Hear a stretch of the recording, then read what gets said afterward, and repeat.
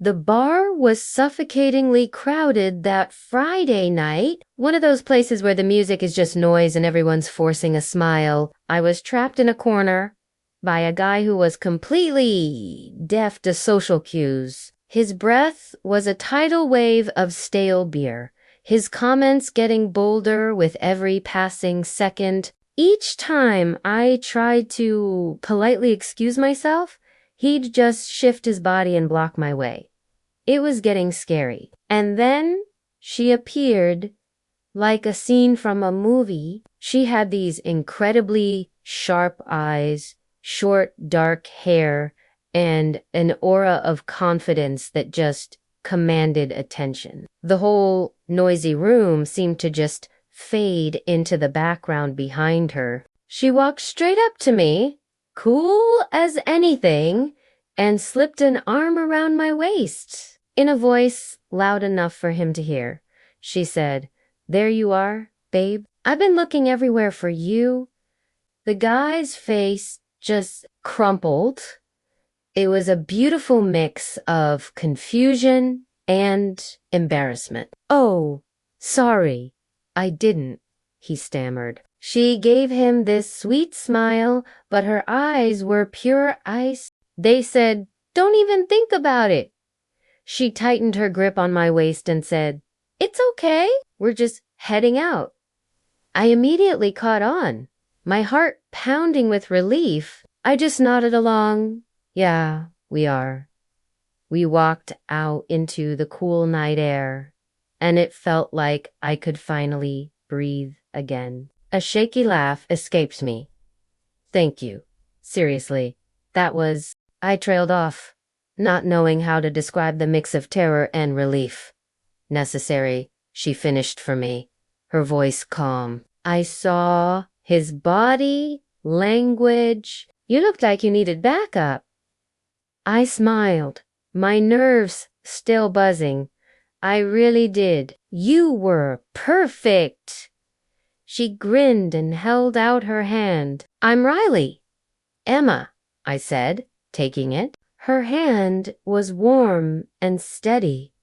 It was so comforting. And right there, in that moment, something inside me just shifted. We ended up at a late-night cafe across the street, laughing about how ridiculous the whole situation had been. Riley had this amazing way of making me feel completely seen, not just safe, but alive. She teased me about how awkward my acting was. I fired back, teasing her for being way too smooth with the whole rescue mission. And somewhere between all the sarcasm and genuine smiles, our knees brushed under the small table. And neither of us pulled away. When it was finally time to leave, she asked, "You get home okay from here?" I found myself hesitating, not wanting the night to end. "Yeah, but if another creep shows up, I might need my fake girlfriend again."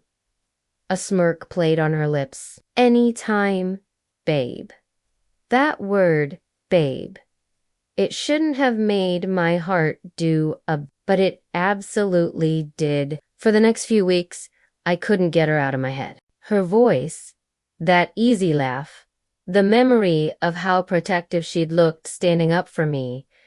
We started texting, just casual at first. Then we started accidentally bumping into each other. Then we dropped the pretense and just started making actual plans. Every time we were out, she'd slip her arm around me, just like she did that first night. Sometimes she was still joking, but my pulse would spike every single time her hand rested on my back. One evening, we went to a small outdoor concert in the park. The band started playing a slow song, and she turned to look at me. In a quiet voice, she asked, "Want to keep pretending?" I didn't answer with words. I couldn't. I just stepped closer to her. Her hand slid into mine, and we swayed together under the string lights. The crowd, the music, the entire world just softened and faded away. It wasn't pretending anymore. Not even a little bit. After the concert, we were sitting in her car, wrapped in a comfortable silence. Then she finally broke it. She started her voice soft. I didn't just step in that night because of him. I turned to look at her, confused. What do you mean? She met my gaze, her eyes so steady and gentle. I noticed you the moment you walked into the bar. I was going to talk to you anyway. My heart literally stuttered in my chest. So, saving me from a creep was just your master plan to get my attention. A soft smirk appeared on her face. Let's just call it destiny with really good timing. The silence that followed wasn't awkward. It was electric. It was full of everything we hadn't said yet. I reached out and brushed my thumb over the back of her hand, resting on the console. I guess I owe destiny a drink, I whispered. And then she kissed me. It wasn't rushed or desperate. It was slow and deliberate. The kind of kiss that feels like both a question and the answer all at the same time. When she finally pulled back, she whispered, still pretending. I shook my head, a real smile spreading across my face. Not even a little.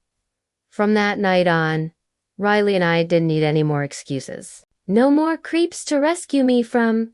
No more fake stories, no more coffee, just to prolong a goodbye. She'd just walk into my apartment, smile that amazing smile, and say, hey, babe. And I'd grin every single time. Because now that word belonged to us. Thank you so much for listening to our story. If you enjoyed it, please give this video a thumbs up. And don't forget to subscribe for more content. See you next time.